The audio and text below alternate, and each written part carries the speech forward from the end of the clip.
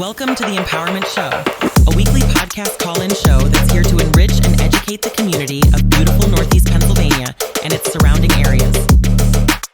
Hosted by Kendall Stevenson. I'll be your host for the show. Along with me, we have our co-host.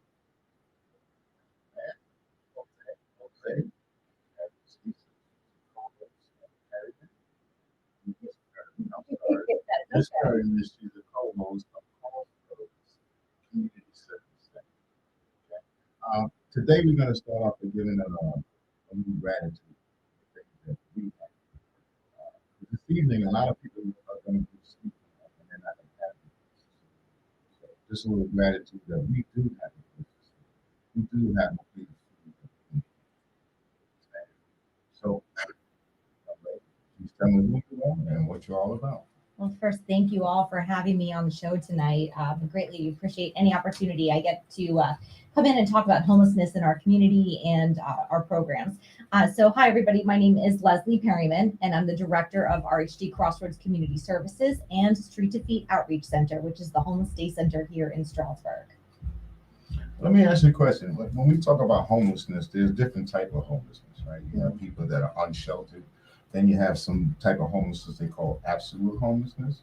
Literal homeless. Literal. What is the difference? What is that all about? So you have those who are literally homeless, meaning they're sleeping in a place not meant for human habitation. They're on the streets, they're in tents in the woods, they're sleeping in their cars, places where human beings should just not be sleeping. It's not meant for sleeping. And then you have those who are sheltered. So they're sleeping in an emergency shelter or a place that's been set up for them to sleep, either through public or private foundations, donations, and things of that nature. And then you have those who are instably sheltered because they are couch surfing. They're staying from friend to friend, family member to family member, but it's not a steady place to sleep at night. And unfortunately, sometimes those folks who are couch hopping and couch surfing don't qualify for some of the resources because of the federal guidelines or the different funders' requirements for the services in the area. Who would you say is at risk of becoming homeless? Everyone in this room, everyone in the world. I mean, when you think about it, we're all just one major life event from becoming homeless. I mean, we have people coming through our services who, they lost their loved one to a major illness. And without that person's income in the household, they couldn't hold their homes, they couldn't pay their mortgages, they couldn't pay the rent anymore. They ran through all of their family, friends, and resources, and they are left with nothing. And when you look at the rents and how much things cost in this community anymore, and not just in this community, in the world, I mean, it's expensive. When a one-bedroom apartment costs $1,200 a month, that's a lot of money, and that's not including any utilities. That's a lot of money for people to afford. So it is scarily easy for somebody to end up in that situation. And I think we all take that for granted sometimes. The luxury and just the things that we have in our lives, the people that we have in our lives and supports and our abilities to maintain our housing when there's so many folks that are on the street who just don't have the same opportunities that we do. A lot of people that are in shelter, just I'm not going to say a lot, but some of the people that they have jobs. They work 9 to 5. Absolutely. And they can't make a decent living wage. Yeah. We have some folks that are working full time and they're doing their absolute best to save their money. But still, when you look at some of the national research in Monroe County, you need to be making $21 an hour and working 90 hours a week to afford a 2-bedroom apartment. Yeah. Isn't that insane? That is insane. So when you have somebody who's working full time and they have children and they need to take care of other responsibilities, so they can't work multiple jobs, and they're doing their best. They may not have the education to go get a higher paying job, or they're working 2 full-time jobs or multiple part-time jobs to make ends meet. That's a lot of stress on somebody, and then the housing market is constantly changing. The rents are going up. The cost of living is pretty high. I mean, I don't know about you all, but I just went grocery shopping the other day and I almost cried at the register with how expensive food is. So, when you add all this stuff up, I mean, it really just showcases exactly why there's so many people on the streets and so many people who are struggling right now. And then you got the benefits, the SNAP and the children's health care. And here we got the government, they're in dispute about whether or not they want to fund these programs. Oh, They want to actually take money out of these programs. yeah. But here we got people living on the street, right? That actually need it. Mm-hmm. We got homes with mothers, Yes. got kids, Yes. single parent, not just single women, but single men, Mm-hmm. right? Single parents that have to raise a child on $20 an hour. Right. In $20 an hour. 2-bedroom apartment. Mm-hmm. It's not gonna happen. It's not happening, and all those expenses. It's so hard. And so when I hear some of the governmental programs are being adjusted and lowered, and that more people are not going to be eligible for these services, I know exactly what's going to happen is, unfortunately, these folks are going to end up at our doorsteps because they're in a situation where they can no longer afford their homes, and they're through all the resources. And so, that's where you have all the hunger instability, and you have the housing instability, and people are struggling right now, both with finances, but also mental health. When you think about it, when you're struggling to pay your bills, to keep a roof over your head, it's stressful. And then when you're out on the street, forget it. Think about your safety, the security of where you're going to sleep each night, how you're going to make it to your appointments, how are you going to get food, how are you going to stay safe and be able to to manage everything, and where do you go to get help? Because if you've never been in this situation before, you don't know where to get help. You wouldn't know where to go, right? I wouldn't. I do now because I work in this field, and I've been in this field for 20 years. But if I was someone who didn't work in this field and had no idea what the resources were, you're lost. You're completely lost. And even with that, you got some people that go into the shelters, but they're still afraid to live in the shelters because of the abuse that comes by living in these shelters. And I want to just clarify, not all shelters have that, but people have experienced traumas in their life. And so sometimes staying in a shelter where they're surrounded by other people, they don't have a door that they can lock, they don't have their own space, they don't feel safe. They've been victimized, they've been beaten up and robbed by other people in that situation, or victimized by other people in the community, and they don't feel safe, especially if that person might be transgender or of a different race or ethnicity. Things happen, people don't feel safe. And so, they're reluctant to stay in a shelter where they have to be around other people, and they prefer to stay on the street until they're able to get into an apartment of their own because of those things. Or when it gets cold, they commit a crime so they can end up in jail for the winter. That doesn't happen as frequently as you think. In New York City, it does. Maybe in the cities, yeah, and I'm sure in the cities, and I think that's a great point. Homelessness doesn't look the same of what you think. In New York City, homelessness looks different. People see that common look of people walking down the street, and you seeing people homeless along the sidewalks, on the heating grates and cardboard boxes and tents and things like that. It looks a little bit different in a rural community. Yes, people are in tents, but they're tucked back in the woods, or they're under the bridges, or and I'm not going to disclose where our folks are at because of safety reasons, but they're in their cars, parked in parking lots, they're at churches, they're wherever they can find a safe space, because realistically, people don't want to be visibly homeless out on the street. No. Because visibly homeless means you can be easily victimized. It's like you're a target. Absolutely. Yeah. They don't want to be targeted. They don't even really want everybody in the world to know that they're in a homeless situation. People have pride. Yes. People have pride. They don't want to know. And a lot of the times we've had people come to our doors. They've been in that situation for a while now, but they finally come to us because they were too ashamed. They were too ashamed to ask for help, and they thought that they could try to figure it out on their own, and they didn't know where to turn. And then they come into Street to Feet, and we try to do our best to help them along. Well, me personally, I know what it is to be homeless. You do? Yeah, I was that at one point when I was younger. Yeah. We had situations out in Brownsville, in Brooklyn. Well, we ended up homeless for a little while. I ended up in a foster home, but I ended up coming back home, so it's all good.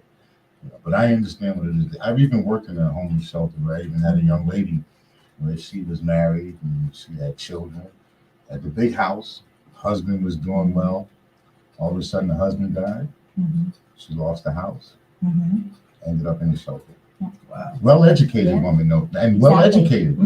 This woman had master's degrees. She was well-educated, but with the 2 kids, she just couldn't find the job that she needed. And it just goes to show you that homelessness doesn't discriminate. Yes. It does not discriminate. I mean, just situations like that, people who are highly educated, who have great jobs. We've had people who worked on Wall Street and had wonderful jobs, and they, Unfortunately, they might have gotten into a vehicle accident, DUIs, or some, or lost their jobs, or the market crashed and they lost their jobs. Unfortunately, they started drinking, their spouses left them, they lost their houses, they lost their resources, and out on the street and trying to build themselves back up. When you have identity crises like that, I used to live like this, I used to have this. Yeah. It's really hard to go from I used to have that wonderful paying job, the beautiful cars, the amazing house, to now I'm out on the streets on a shelter. And so that's a hard thing to come to terms with. Well, I heard that there are some people that want to be homeless. That's a misnomer. I think what ends up happening, and mind you, I've never been homeless myself, so I do not speak for every homeless person in our community, but just from knowledge and talking to people who are in this situation, a lot of the times it's because they've gotten so used to being out on the streets. They've either had opportunities that turned out to really not be opportunities, and things have been snatched from them, where they've been told this person's going to help them, and then that person doesn't help them. They've been told that business or organization or that person or that church or whomever has an opportunity for them, and it falls through. And so trust starts to fall away. And now they don't trust anybody who says they're going to help them. And they've had to figure out how to live out on the streets. It's a survival mechanism. These folks are survivors. Yeah. It's amazing what they go through. I'm a woman of modern conveniences. I like my electricity and plumbing. I could not imagine being out on the streets, not having anywhere to lay my head. It's cold outside. I can't charge any of my devices if I even have one. It's and no indoor plumbing. It's terrible. I cannot imagine. And so no, people don't choose this lifestyle, but they end up becoming used to the lifestyle because they don't have any other choice. And then once you've been on the streets for a while, you get used to not having that financial responsibility of having to pay bills or rent or, not having four walls around you. And then it starts to get scary to think about being housed. Now you have to follow rules. You have to pay your bills and make sure that you pay for everything. And that becomes really stressful. We helped a guy come into our housing program. He had been homeless out on the street for 15 years. Wow. And the first 3 months that he lived in his apartment, he slept out on the porch because he didn't truly believe that it was his yet. It hadn't sunk in, and he didn't trust that it was his. He didn't trust that somebody was going to come in and take that key from him. And so it took slowly by, inch by inch, he slept on the porch, and then he slept in on the living room floor, and then he finally slept on the couch, and then he moved into his bed. But it took 3 months for him to get comfortable enough to truly believe that was his. And then figure out how to manage taking care of a home, because you haven't had to do that for 15 years. It's very different. You have to adjust your mindset and your lifestyle. Yeah, I can imagine. Like, you just starting brand new all over again. It's like moving into your first apartment for the first time. Yes. You're like, Scary. this is all mine. This is like, I'm alone here. Like, it's very The alone factor is a big part of it. Mhm. So they're out on the streets. They have a community. They become a family of sorts. They watch out for each other. They look out for each other. They support each other. And so by pulling their resources together, they're able to get their needs met. But then once you become housed, you're now different. You're now separated from your peer group. Mhm. And sometimes you can be, kind of pushed aside, like, oh, now you're better than me. But then sometimes it's like they lose their housing because now they want to help all their friends. Right. And they want everybody over. And then the landlord gets upset because they have all these people over. The water and sewer bills are going up and the electricity bills are going up because people are there. And so it gets really hard to separate yourself from that community aspect because you got so used to having people all around you to support you all the time. Now you're alone. That's scary. Or like being like you got the guys that are in jail, they are in prison, and they get out and they're out on the street. That kind of sounds like that. So now you're put into a situation, you're all alone. You have to click into the survival mechanism, this survival mode, in order for you to survive, because now you're out on the street. Right. Is there help for those guys? Yes and no. I mean, there's groups out there who are trying. I know that, the social workers and case managers in the jails do their absolute best to try to link people to resources before they're even discharged from the facility. But sometimes there's just nothing. And so if somebody maxes out of their time and they aren't required to have a home plan, and they don't have a home plan, they're out on the street. So unless they're able to get into Salvation Army or one of the other shelters that they're able to call and find, they're out on the streets, and then they're coming to Street Feed during the day and taking a shower and doing laundry, and our staff are working really hard to try And to get 9 out of people. 10, they're going to end up back in jail. Yes and no. I mean, sometimes yes, sometimes no. I mean, there's a lot of success stories out there. We've helped so many folks over the almost 10 years that we've been open get off the streets and be successful. And I think I think that's really what we tout ourselves. We pat ourselves on the back about being able to do that, but it's not just us who do that. Our community is amazing. I mean, it's so wonderful how many people are willing to step in and help out because we're just one agency, Mhm. but there's so many other agencies that help people in need, who help people who are homeless. And so working together, we can help more people. I mean, and so we have a wonderful community network of homeless shelters and service providers, and our faith-based community is amazing. And just our just community members who are just so benevolent and just want to reach out and help have been wonderful and are really why we've been able to help as many people as we had over the years. So you mean like with employment, housing, Mhm. how about education? Education, yeah, we bring in Career Link. We have somebody coming in from the Education Opportunity Center coming in to talk about GED classes and getting That's people with their GEDs. We have partnerships with local businesses and resorts for employment and housing opportunities. We work with a lot of our local property management and real estate agents to try to find, low-income housing opportunities. The Housing Authority has been wonderful working with us to get people signed up for public housing.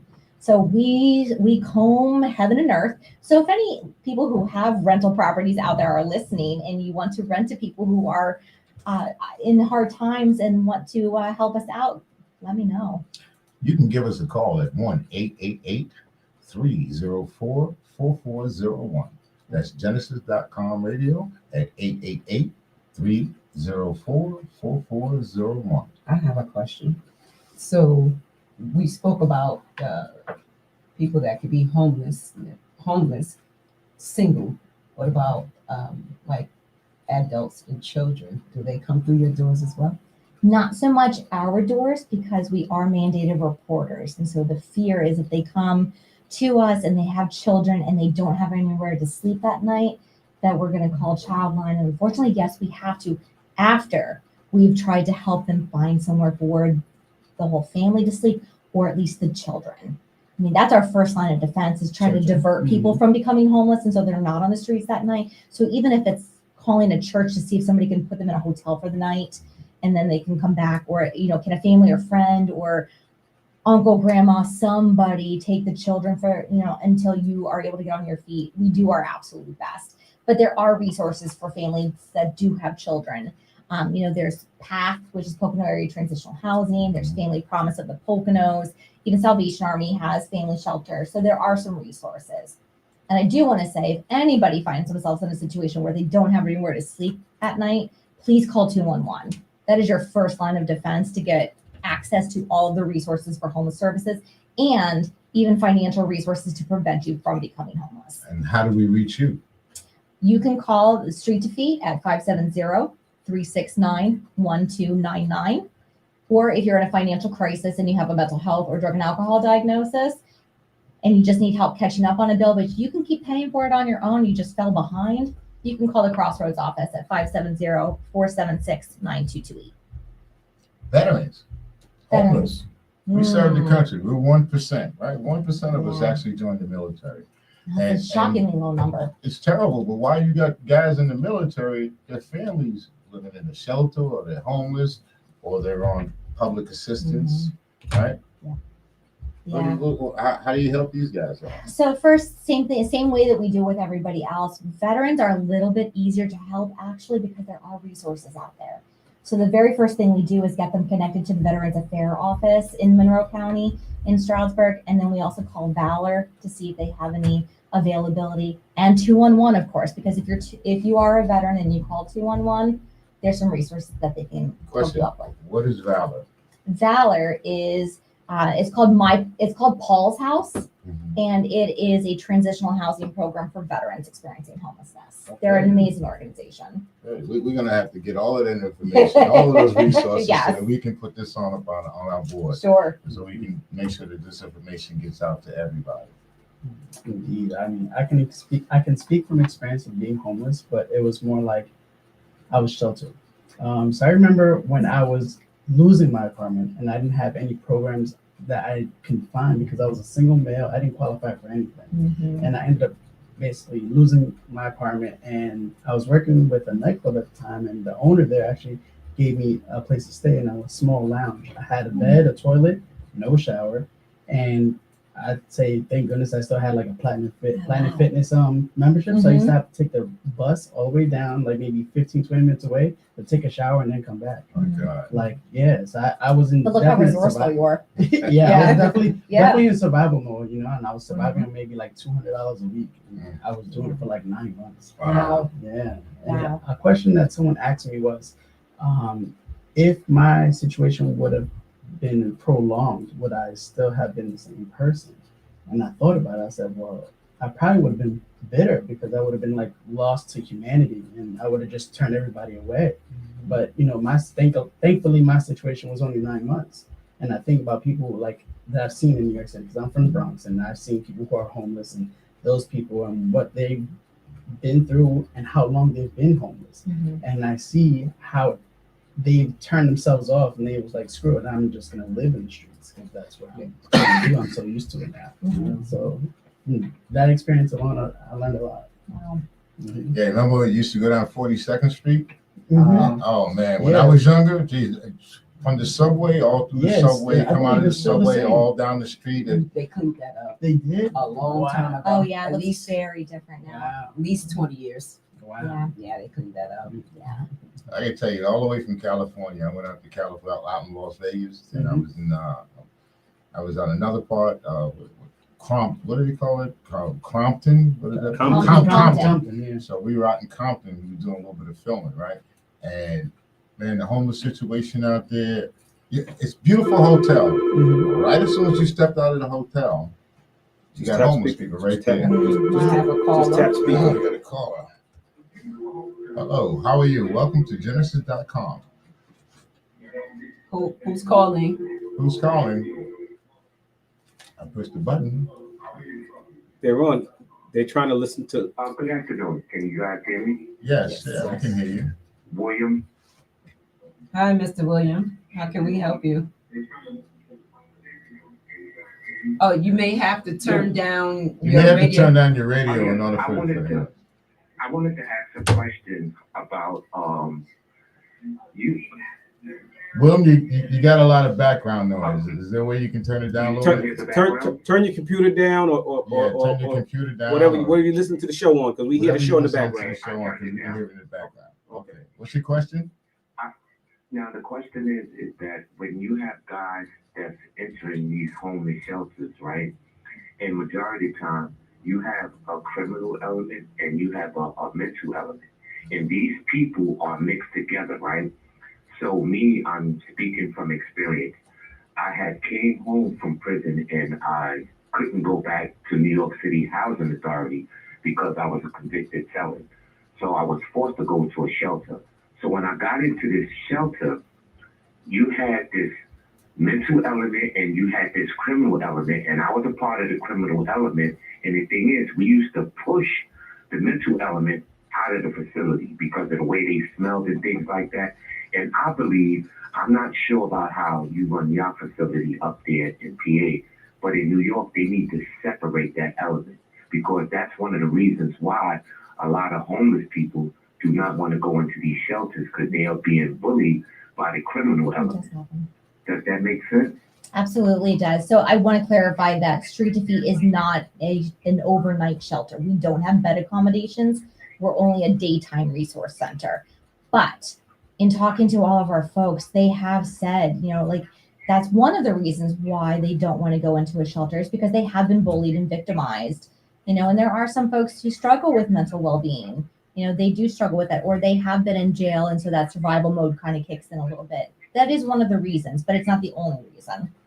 Listen, inside the shelter, do they have social services or any type of like psychiatry or something that they can help out with the mental situation? So maybe they can help separate it somewhat? So none of the shelters have mental health professionals or psychiatrists or therapists involved but all of us involved in homeless services always make sure that if they are willing and want to get involved in the services, that we are making those referrals and connections. My staff will even take people to their first appointments just to get them connected. And we also have mental health case management on the Crossroads side of things. So you know, if they're in our case management services, we're following them up and helping them out with that stuff too. Did that answer your question, William? Yes. And I appreciate you guys. You're doing a wonderful job. Thank Thanks you. for Thank accepting you. my call. Thank you for calling in. Good. Pick it up. There you go. Mhm. Questions? Please.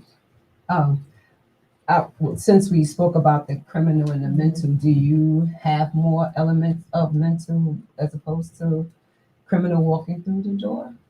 So I would say it's probably a mixture of everything. We see people in every walk of life experiencing just about every scenario. So yes, we do have folks who struggle with mental illness, what significant or not, but when you think about it, being homeless is traumatic enough that people are struggling with anxiety and depression alone just being in that situation, even if it's not a chronic situation. Do they self-identify or? Some do, yes. Some Right. do, and some aren't at that point where they're ready to yet. Oh, okay. Yeah. But if they do self-identify and they are interested and want to get involved in treatment, we absolutely make sure that we're getting them involved in that treatment.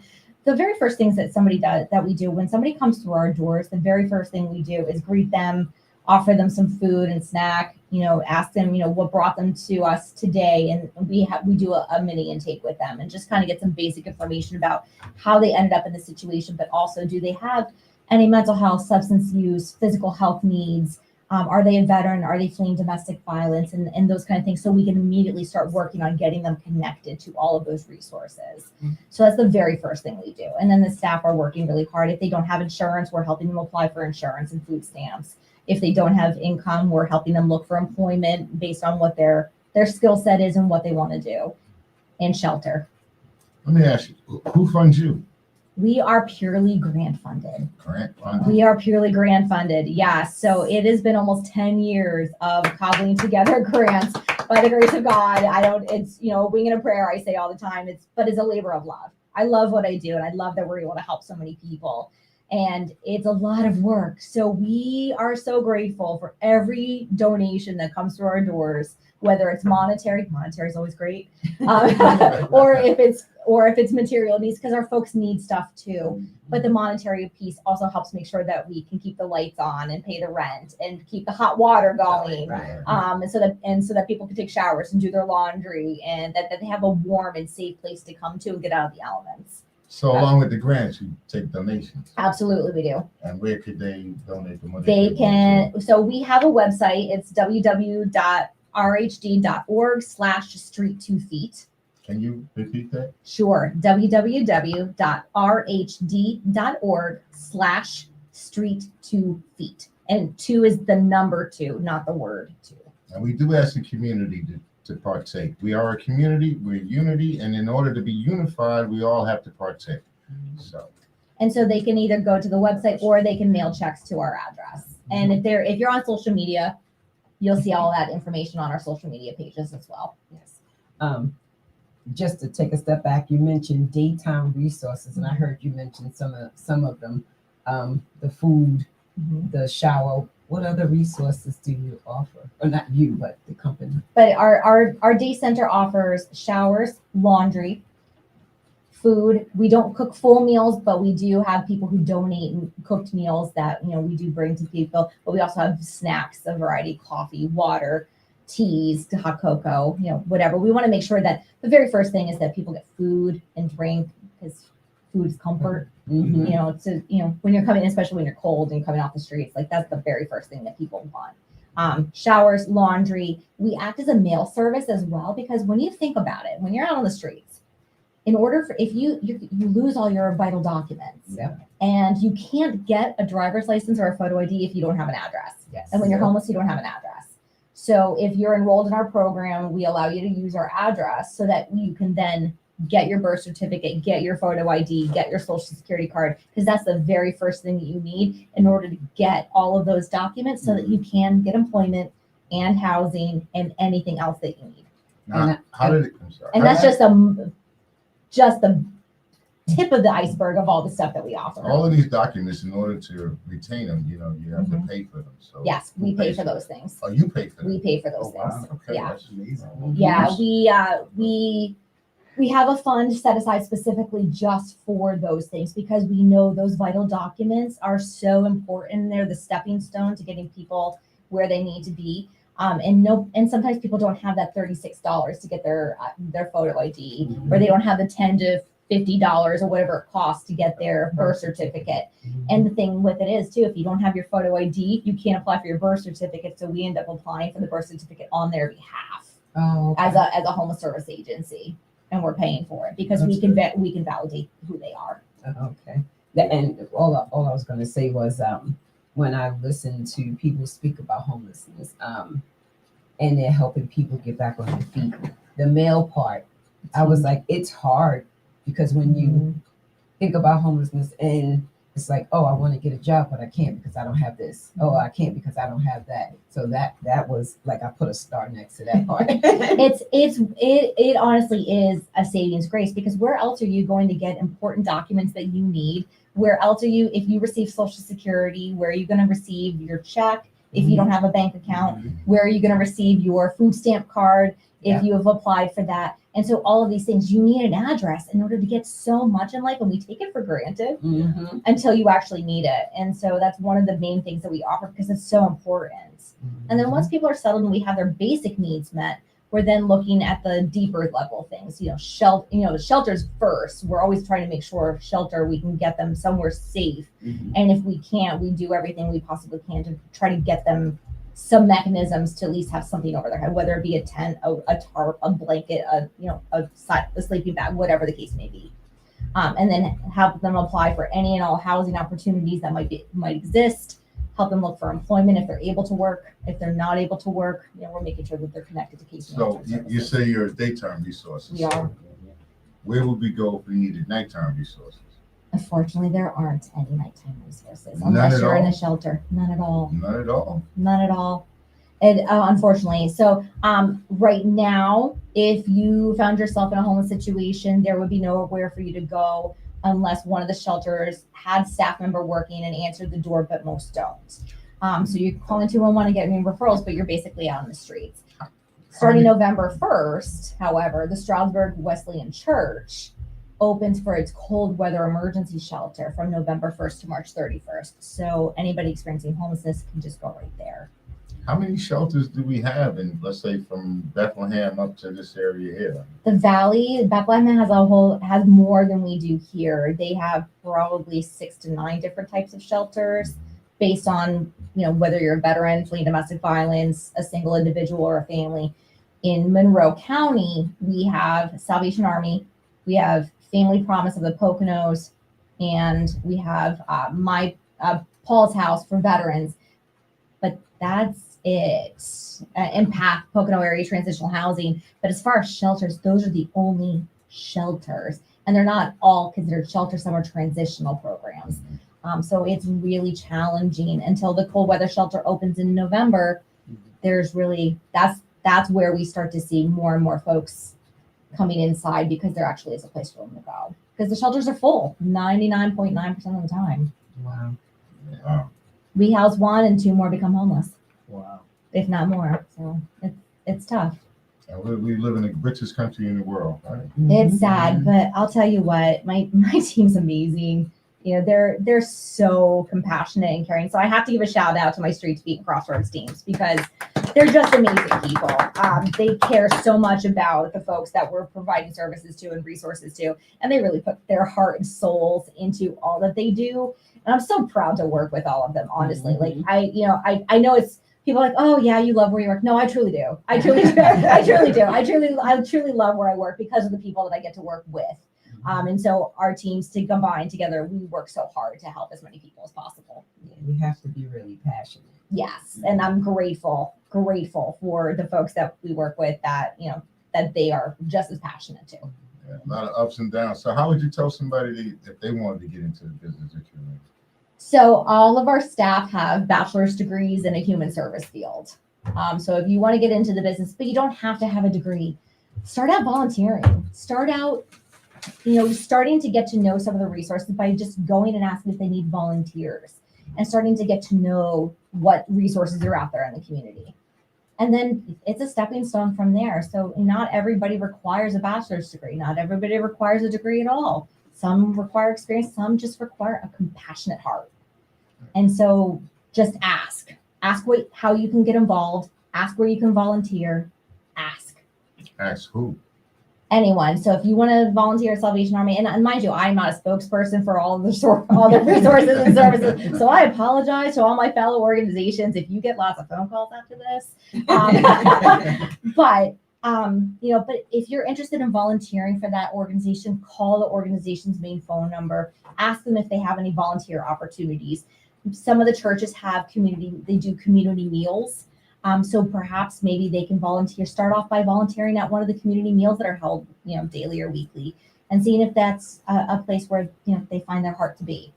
Do you have any volunteers? We need volunteers. You need what? We need volunteers. They need volunteers. We need Okay. volunteers. They need volunteers. We need volunteers. We need volunteers because the cold weather season is upon us. And so we're going to have more and more people coming through the door. Last year, between November and April, we had no less than 40 people on site all day long. And so it's with 3 staff members at our homeless day center. That's a lot for people to contend with. So we need some volunteers to help us navigate, make sure that people are getting to the showers, getting to their laundry done, helping serve food, helping clean up, helping go through and sort through donations, or getting people the supplies that they need. So we need some help. And so if anybody has it in their heart and they want to. That's what he said. He's Awesome. He's sound today. Awesome. Well, all you have to do is we have a Facebook page and an Instagram page. So all you have to do is message our Facebook page. You'll get me. And I'll respond back to you with the information that you need to volunteer. We'll have you come in and we'll talk to you about what it is that you want to do and what it is that we need and see if it's a match. Good. Something you want to add to the You've been table? getting a message from me. Okay, perfect. So you say you were homeless at one time? Yeah, I was homeless 2018, not even that long ago. Okay. Wow. Wow. Okay. Yeah. That had to have been a terrifying experience. It was, because I had no idea what to do. I was living in Poughkeepsie, New York, and I was the only one out there. I had no family out there. It was just me, and it was terrifying because I didn't know what to do, who to call. Had no ways to do nothing. Like I said, I was a single male, so I didn't qualify for a lot of programs, and it's just, I guess, by God's grace, some people that I knew helped me out, gave me, shelter. Even though the nightclub in the winter there was no heat. So yeah, there was no heat there. I basically bundled up, coat, jeans, sweatpants, just to stay warm at night. Oh my goodness. Yeah, That's it's a crazy experience, but yeah. You said a nightclub? Yeah, nightclub. Or were you working there? Yeah, I worked there. I was actually doing their marketing and promoting, and the owner heard what was going on, and he reached out to me and said, "Jose, is this really true?" I said, "Yeah, I don't have a place to live." He said, "Yeah, I got a place for you. Just, you can stay upstairs. It's not much, but at least you got a roof over your head." It's great that you felt comfortable talking to your employer. So many people don't feel comfortable telling their employer that they're homeless because they're afraid that they're going to lose their jobs. Yeah. But you'd be surprised how compassionate some of the employers that our clients work with have been. Like, they've helped them out, like they've maybe paid for a hotel room, or they've given them some clothes or extra food at the end of a shift, just to make sure that they had something. So if you're in that situation, pull your manager or your boss aside and if you feel comfortable, and have that conversation, because you just never know. You just never know. They might have an opportunity for you, or even just the smallest kindness of sending you home with some extra food. You remember the name of the club and the owner? Yeah. What was his name? Emiliano is his first name. Nightclub was Escape Nightclub out of Poughkeepsie. The nightclub is no longer there. Oh, wow, okay. Yeah. Emiliano, me and him are still really close friends. That's good. Yeah. Give him a shout out. Yeah, for sure. Emiliano, thank you for having me. Nice. How did you get back on your feet? Oh, That man. was the stepping stone? Yeah, that was a stepping stone. Actually, out of that darkness came light, because I actually found what I wanted to do for the rest of my life. And Nice. yeah, so now I own a entertainment business, Advanced Maneuvers Entertainment, working with a few organizations, doing events. Unity Community is one of them. Okay. Rotary of Mount Pocono is another. I may need your business card. Yes, yes, you will have it. Also a member now of the Pocono Chamber of Commerce. I work with them as well. So, like I said, it was a shining moment in the darkest hours of my life. You want to let people know who you are, brother? Again, my name is Jose Rosario, owner of Advanced Maneuvers Entertainment. Awesome. Yeah, so I hopefully I can relate to many people on different levels. If you keep going and stay strong, stay positive, good things can happen. Awesome. Well, I may be reaching out to you because we are celebrating 10 years of Street to Feet being open in April. Oh wow! So we are looking to put together an event to celebrate with our community all that we have been able to do as a community to help get people back on their feet. Well, I'm with Double K Media, and what we do is photography and videography. Okay, so I need some business cards before I leave here today. Most I have a definitely. service, but I'll talk to you offline about that too. Sounds great. Sounds great. You know, and I think it's just by talking to people that we get, you know, you never know what's available out there or how people can help until you start talking. And so by doing things like this or by talking in meetings or going, you know, just the grocery store, I run into people that start talking to me about their life. And you just never know where you could touch somebody's life in some way, shape, or form. And, you know, I think it humbles. Yep. You know, just sometimes people just need that person to listen. Yeah. And, you know, like that friendly face, that place where they can walk in. Because we have people who walk in and they just deer in headlights. They're so scared and they don't know what to expect. But staff saying, "Hi, what brings you here today? Come on in. Let's have, you know, do you want some coffee? Do you want a bottle of water? Let's talk and see what's going on." And like make them feel comfortable. It goes a long way. It sure does. It really does. Well, it's been a pleasure having you on the show. Thank you so much for having me on. I got a little lost in what you were saying. I just had to started thinking about the things that you were saying. I got a little lost.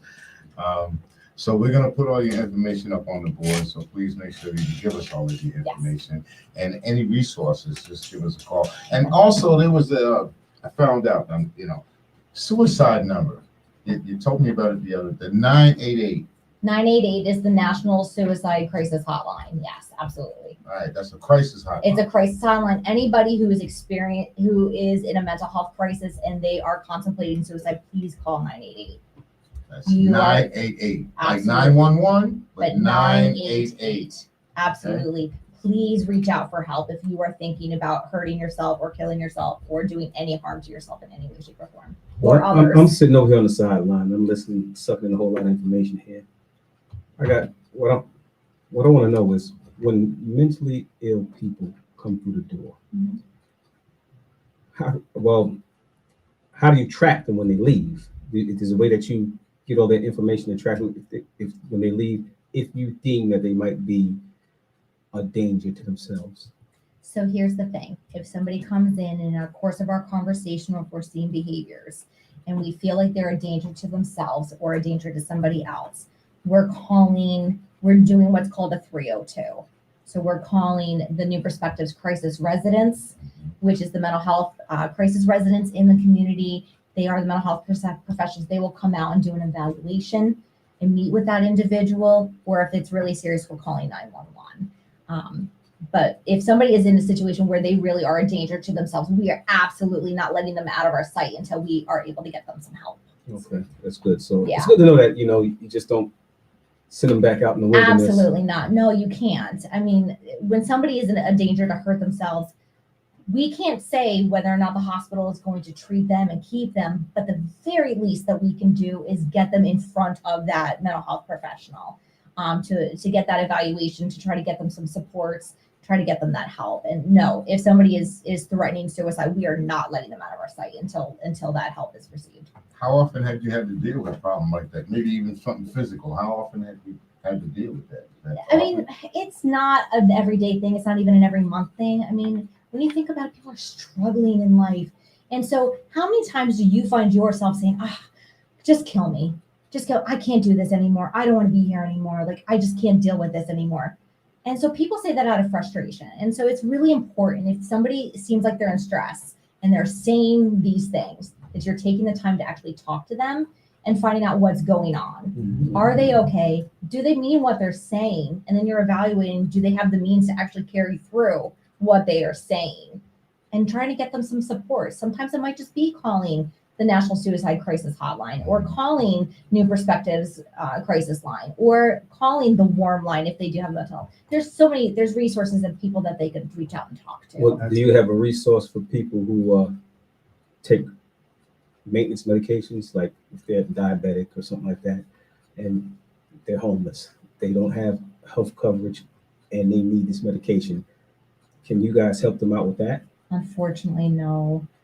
That's a big expense to pay for medications, and we don't. Of course, we're grandfathered. We're literally penny for penny, in all that we do. I wish that we could, but it's not something that we're able to do. But what we do is we help them apply for medical insurance, first of all, and then secondly, we're talking to their doctors. Are there samples that they might be able to get? Because unfortunately, there's just no other resources to continue to pay for physical health medications if there's no insurance, not on an ongoing basis. Okay. Now, if the person's a diabetic, that's like, It's a serious condition. yeah, very serious. We've had a few folks out on the streets who are diabetic who have insulin that needs to be refrigerated. Think about that. So like we've been creative and come up with some solutions. If they have a vehicle, we've gotten donations from the community to purchase an insulated cooler that they can plug into their outlet in their vehicle to keep it refrigerated. Or if they're coming to our center, we're refrigerating it for them, but knowing that we're not open 24/7, so they have to be mindful when they're coming to access it. But that's a serious situation too. I mean, people have had to have medical procedures and then come out and help. Think about this. Think about trying to have to schedule for a colonoscopy, but you're homeless in the street. Having to do that prep, it's terrible. Yeah. Terrible. Terrible. To think about that kind of stuff. So that's when we're going to our churches and asking hey, this person has to have a procedure. Are you willing to put them up in a hotel for the night before, the night of, and the night after, just so they have an opportunity to kind of have some respite and take care of their well-being? I do have another question before we going back to what you were saying about when you're frustrated and you say just kill me or whatever, and without that professional background or education, how can you tell if someone is beyond frustrated and really do it, and especially if you kind of know them, but you're not really sure where that mental is at that present time. You may not know. And you may not know, but talk to the person. Just find out what's going on. If they're willing to talk to you. And if you're really that concerned about them, reach out to the mental health crisis hotlines. Or if you really think they're in danger of hurting themselves, calling 911. But the crisis hotlines, if you feel like somebody's really in danger of hurting themselves, don't just let them walk away. Yeah. But I get not everybody's a trained mental health professional, but there are such trainings available in the community called mental health first aid and QPR, question, persuade, and respond. So there are trainings that people in the community can take that might be offered so that you can learn a little bit about, how to recognize the signs of somebody who's in crisis and what to do about it. I actually had a cousin who saved someone from jumping off a bridge. Oh, wow. And the city gave him an award. Because he just happened to be in that spot. The guy was ready to jump, and my cousin just talked to him and talked to him softly, politely, and talked him out of the situation. And the mayor actually met with my cousin, gave him an award. Thank you for being a hero. And they celebrate the whole situation. And sometimes, it's just a talk that someone needs because they feel like no one's listening. I had another family member who was in suicidal thoughts, and their wife reached out to me and said, "Hey, Jose, this is happening.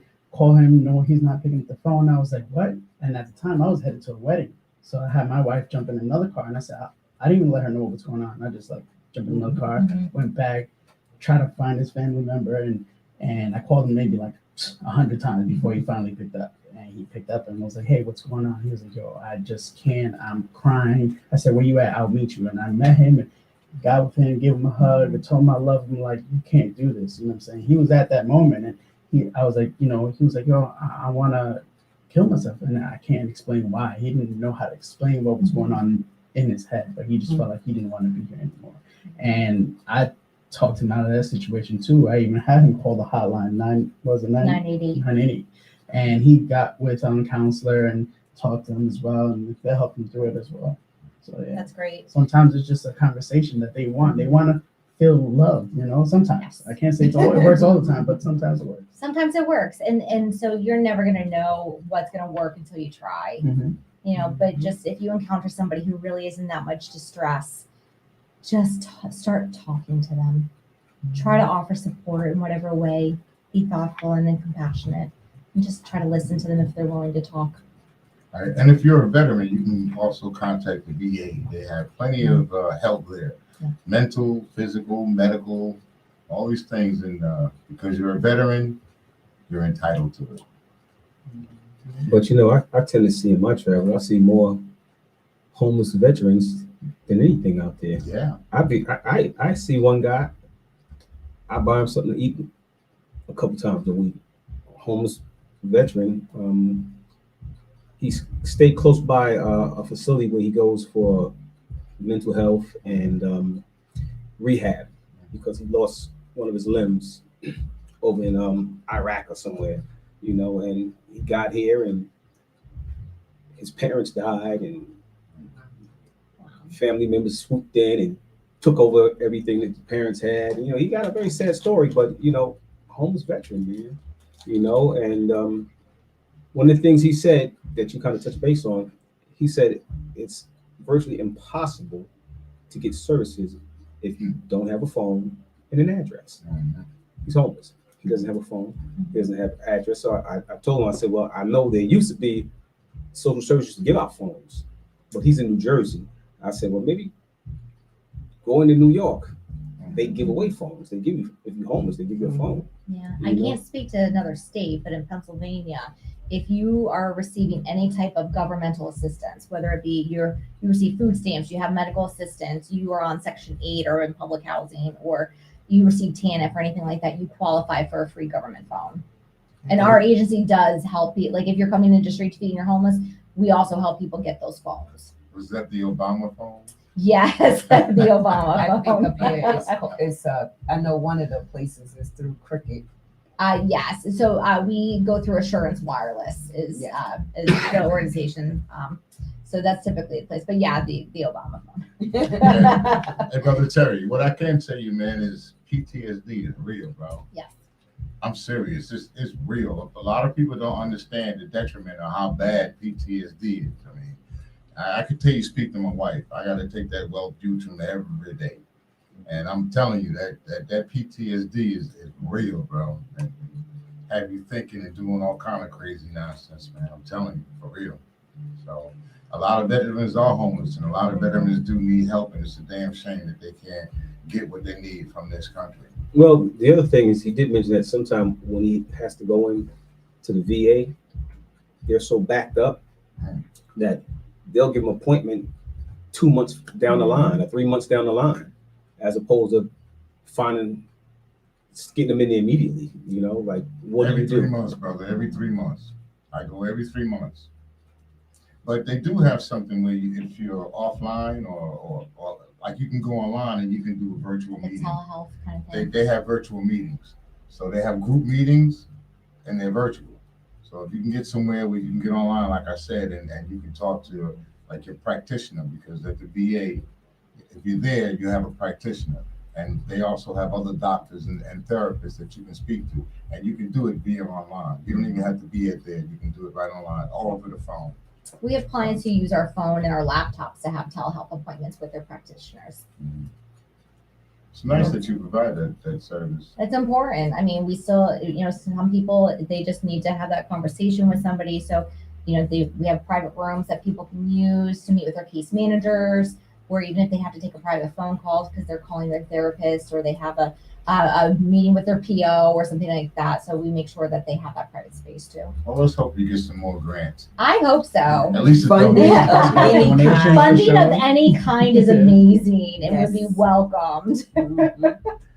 All right, we're gonna end the show. We end the show at 7:00. Okay. And our Is mantra. it 7:00 already? Wow. Yeah, our mantra is anybody can do something. Yes. Everybody can do something. Yes. If it's just to fill out a petition, and in your case, if it's just to give a penny, Mm-hmm. but everybody can do something. So Agreed. we have unity in the Yeah. community. Thank you for tuning in. My name is Kendall. I'm the host. This This is is Coco. the co-host. And Jose I'll give- Rosario. Leslie Perryman. All right. Thank you very much. Peace. Thank We're out. Thank you. Hold on. I gotta go walk the One dog. second. Thank you for watching. Please like this video and subscribe to our channel.